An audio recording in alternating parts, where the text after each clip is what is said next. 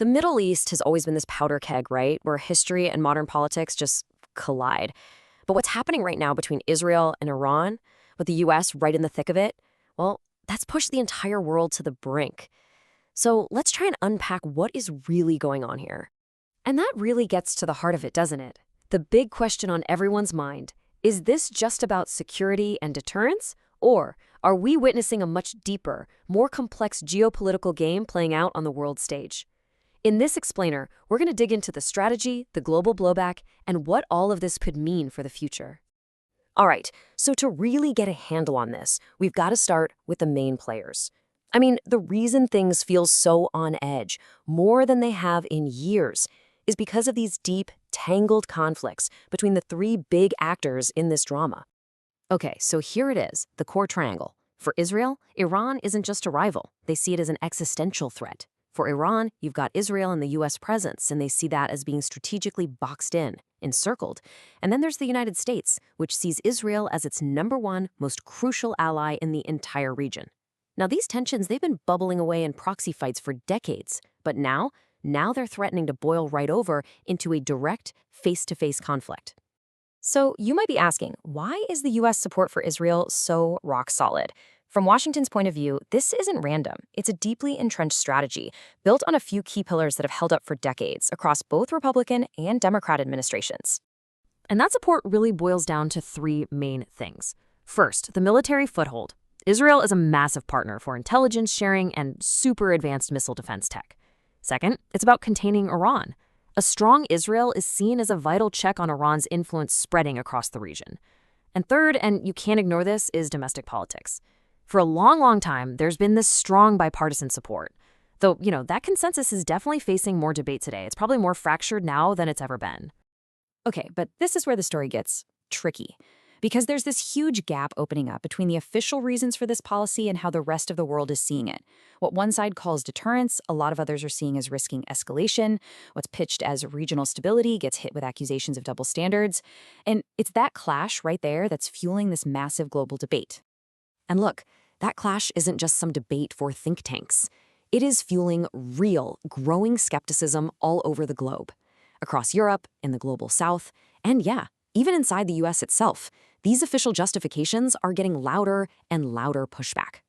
The world is starting to ask some really tough questions. The #1 fear you hear from experts and foreign policy folks is the risk of this thing spiraling out of control. And history gives us a pretty chilling warning here, right? From Iraq to Syria, we've seen it time and time again. Conflicts in this region almost never stay contained. They have a way of expanding in ways nobody can predict. So when you listen to that criticism, a few key themes keep popping up. First, this widespread feeling of double standards. This idea that international rules are only applied when it's convenient. Second, in our world of social media, official statements from governments are just met with a wall of distrust and 1,000 competing stories. And third, there's this genuine fear that all this military posturing, which is supposed to send a clear signal, could actually just cause a disastrous miscalculation. And this leads us right into a huge debate happening among policy experts. Is this whole strategy of pressure and containment, is it actually making things safer? Or could it be planting the seeds for something way worse, way more unstable down the line?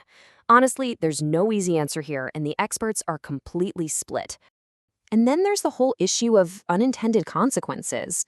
I mean, could this aggressive military stance totally backfire? A lot of analysts worry that instead of weakening the regime in Tehran, it could actually do the opposite.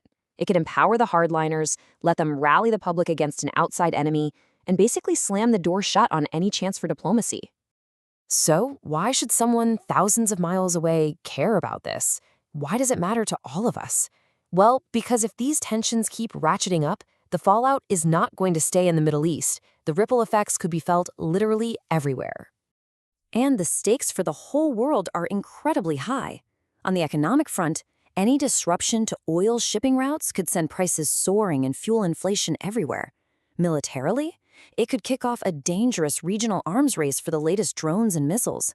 And maybe most frightening of all, on the diplomatic front, it could tear apart the very international rules and institutions that are supposed to stop major wars from happening in the first place. Which leaves us facing the ultimate question. Is the path we're on now leading to smart deterrence and a more stable balance of power? Or is it taking us toward a future of deeper, more complicated, and frankly, much more dangerous instability for everyone? On this global chessboard, the moves being made right now are going to define the world we all live in tomorrow. The stakes have rarely felt higher. And as we've just seen, that line between a strategic masterstroke and a catastrophic mistake is razor thin. So now, more than ever, it's vital to stay informed and to stay critical.